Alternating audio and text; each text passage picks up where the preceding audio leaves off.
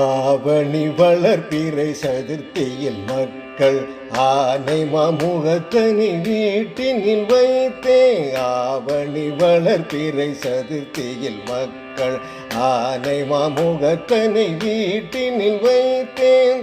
ஆவலை பல வகை பூசைகள் செய்தேன்.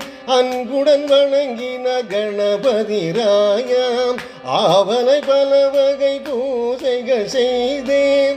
அன்புடன் வணங்கின கணபதி ராயா. தேவன தேவர்கள் போற்றி பணிந்த தெய்வமே கரிமுக கடவுளை போற்றி. தேவன தேவர்கள் போற்றி பணிந்த தெய்வமே கரிமுக கடவுளை போற்றி. தீவனூர் தலத்தில் லிங்கமாயிருக்கும் தெளமுதே பள்ளி எழுந்தருளாயே.